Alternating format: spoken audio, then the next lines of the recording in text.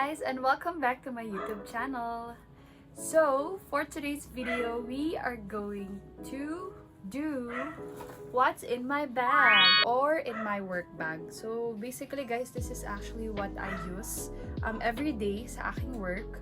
So, ipapakita natin kung gaano kagulo yung aking bag. Hindi ko to, or hindi pa ako nag-aayos ng aking bag.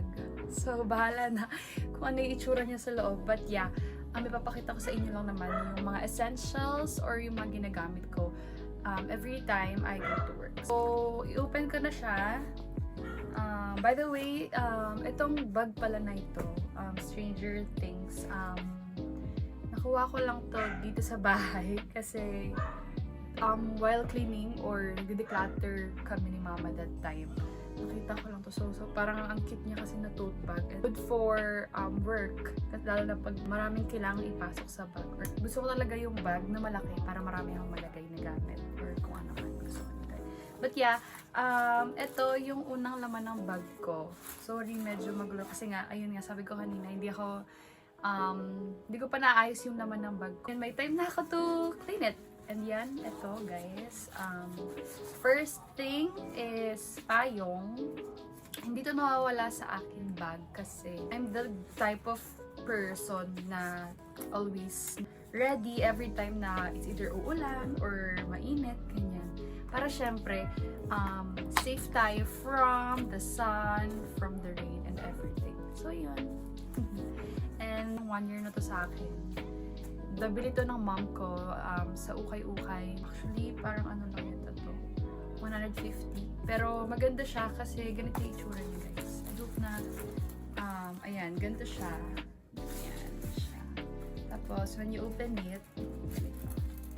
I hope na makita siya dyan. So, ganyan siya. Ayan, diba? So cute. So, ayan. Next naman, my wallet. Ayan. This was given to me by my tito.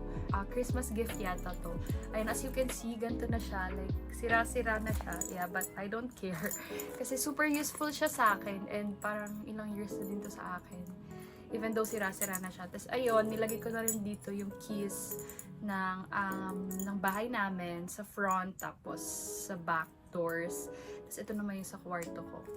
And then next naman is, ayun, another wallet. Dito ko naman nilalagay yung aking mga bills or paper bills.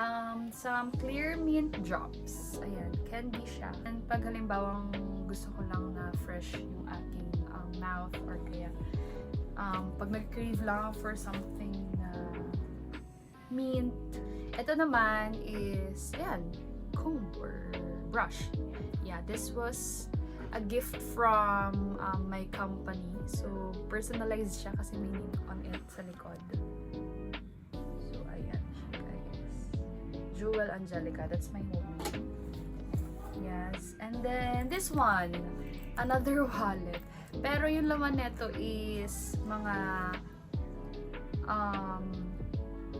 reos or like mga clips para if ever gusto kong mag-ayos or to look presentable, ayan, tatali ako, ganun. Of course, a pad, ayan. Basta kasi hindi siya sponsored, but ito yung ginagamit ko. Ito, Vaseline ko, ayan. Hindi ako masyado kasi din, lippy girl.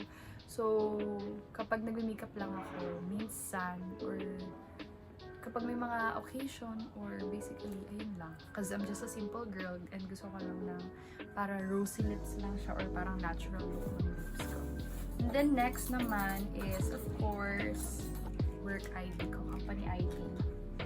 And then, this one din, alcohol. And yan, of course, ball pen kasi lalong-lalo na kailangan ko siya sa work kasi aking work is kailangan talaga na dapat mag-notes ako lagi para hindi ko makalimutan yung mga kailangan kong gawin on that day or may mga deadline na dapat ipasa.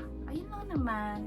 So, basically, yun lang yung naman ng bag ko. And hopefully, somehow, nakilala niyo ako, I guess, through my bag. But yeah, anyways, thank you so much for watching my vlog and I hope to see you on my next one. Bye!